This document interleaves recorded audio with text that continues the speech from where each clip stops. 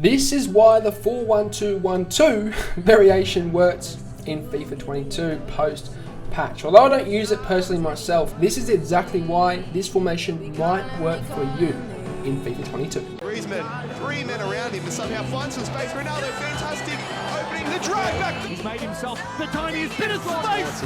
Almost feels like a bit of a taunt. Didn't really go for it. Oh! The display there is absolutely ridiculous. The Elastico on the goal line. On the goal line, the finest. We talked about AussieFIFA. He's not here to make up the numbers.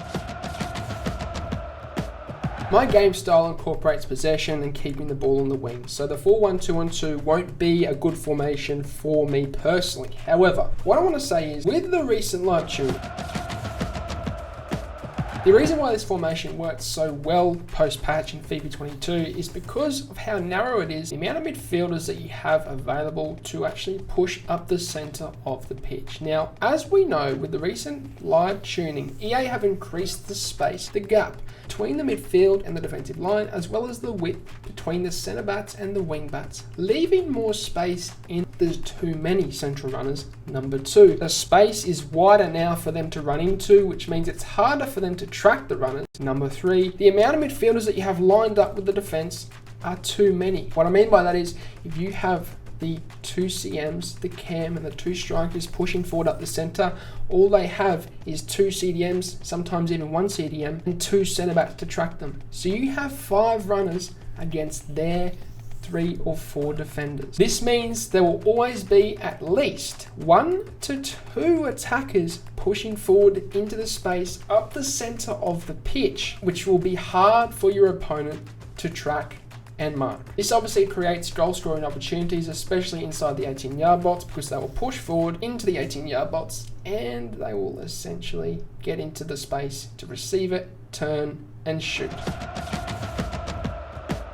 Now, in terms of the player instructions to actually allow the players to do this, you should actually have the 2 CMs, the right CM and the left CM, on balance. This will allow them to not push too far forward, but get into at least the 18-yard box, or just outside the 18-yard box as a runner, for them to receive the ball and obviously progress with the attack. For your strikers, I recommend, of course, having them, or at least one of them, on getting behind, the other one on balanced if you don't want both on getting behind, and the cam to be left on balance because he will push forward anyway, because he's in that higher position on the formation set. Your CDM, of course, would be on stay back or attacking, as well as your wing backs, lads. You don't want to have too many players forward, especially with your 2 CMs, your cam and your 2 strikers pushing up the centre of the pitch. In terms of custom tactics, it doesn't matter too much what you have set, but if you do want a few more runners going forward and getting into the box, you could have your attacking runs on forward runs. This will allow them to push forward a little bit further, get into the space, receive it and get that shot off. There you have it, lads. There is a quick guide on the 4-1-2-1-2 and why, in my opinion, it actually works quite well post-patch in FIFA 22. Although I don't use it personally, I know a lot of other pros are. So I wanted to deconstruct this formation for you and tell you exactly why it does work after the live tuning. As always, that will sing at the end of it. I'm doing coaching one-on-one privately on patreon.com, lads. Links are in the description down below. I'm also doing tutorials on Instagram and TikTok. Go and check them out. Links are in the description down below. As always, I hope you have a good day. I'm out. Sayonara, au revoir, adios, salam, ciao. Goodbye.